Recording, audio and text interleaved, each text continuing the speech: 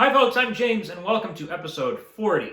Wow, episode 40 of I Don't Want to Hold Your Hand, the Beatles Quarantine catalog, where I am attempting to play all 248 Beatles songs in chronological order while I am still stuck inside. As always, I'm on YouTube, Instagram, and Venmo, in case you'd like to subscribe, follow, or support the series. If you don't have a dime to spare, please consider just sharing this video. I'd love for as many people to see these videos as possible. In the spirit of the Beatles, particularly John Lennon, please keep protesting, keep making noise, and please, please, please vote.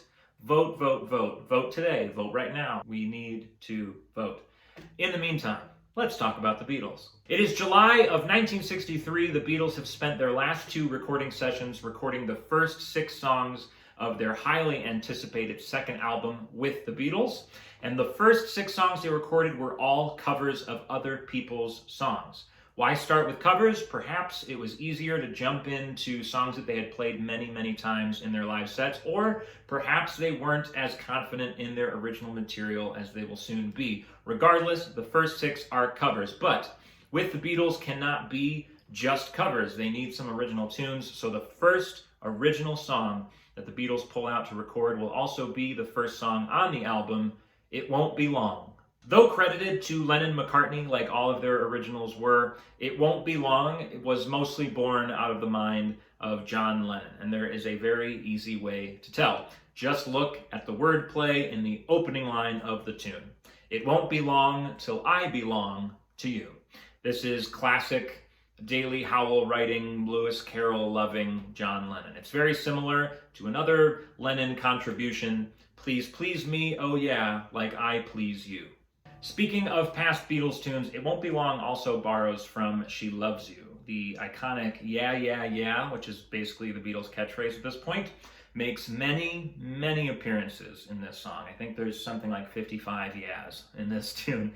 But also, the final chord of It Won't Be Long is another kind of classic old-fashioned ending that She Loves You had, though She Loves You ended with the major 6 chord. It Won't Be Long ends with a major 7 chord. Things to listen for in this tune. Lyrically, song's very simple, but I do want to point out we have another appearance. This is like the 5th song in the catalog so far, where John in particular rhymes the word more with a word like no. So the lyrics are, "Will be happy, I know. You won't leave me no more," but John, of course, pronounces it, "You won't leave me no mo," so it will rhyme. It's just such a classic Beatles lyric, and I never knew why, but now doing this series, it's because he uses it constantly. As for the chords in this song, so I love to explain to people, to anybody who will listen, why the Beatles absolutely revolutionized the music industry. And in this series, I try to point out every single time they do something that no band has been doing yet. And it's going to get even more obvious down the line. In a few years, the Beatles will start using feedback on purpose, playing vocals backward.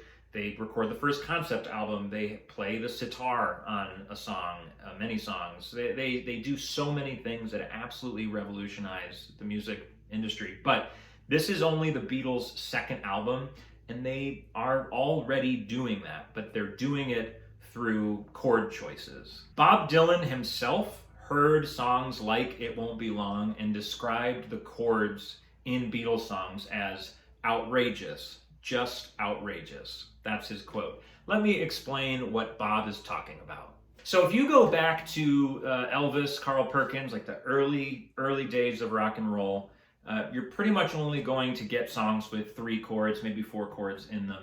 They basically played in the key of E, which all their songs were in E. They'd play E, it would go to A, back to E, B, A, E. It's just 12-bar blues songs. They only had 3 chords. They only needed to know 3 chords to write entire catalogs of music. Now, if you go forward a few years more towards the Beatles' time, there are other chords being used, of course, and the Beatles liked to do that, which is why you get a song like Please Please Me, which is in E, and it uses A and B primarily, but you get an F sharp minor chord, you get a C sharp minor chord in there as well. But then, only a few months later, the Beatles write It Won't Be Long. And, it's in E, like Please Please Me is. It goes to A, it goes to B, and it also has those little more interesting chords in there. But it also has these chords as well. This song is absolutely packed with chords that people are not using. Like, of course, you would hear a C chord in a song, that's not crazy. But in the key of E, that is absolutely crazy. So the way that It Won't Be Long should go, according to music theory, would be every night when everybody has fun. Because that A is in the key of E. You go from E to A. That's just how music works. But one, that would sound too similar to Please Please Me, and two, the Beatles wanted a C chord there. It sounded better. The Beatles didn't know music theory. They weren't restricted by it. They just did what sounded good, which is how we get to every night when everybody has fun. There are 14 chords in this song. 14 chords in a song from 1963 rock and roll. What are the Beatles doing? Last thing to listen for in this song, there's a really cool thing that the Beatles use here, I believe for the first time. If you remember this from an earlier song, please let me know. But the Beatles take a measure out of each verse completely to kill any dead space. So the way the verse would normally go, if you're not a very creative person, would be every night when everybody has fun. According to music theory, that would make sense. But the Beatles take an entire measure out, so that riff only happens once.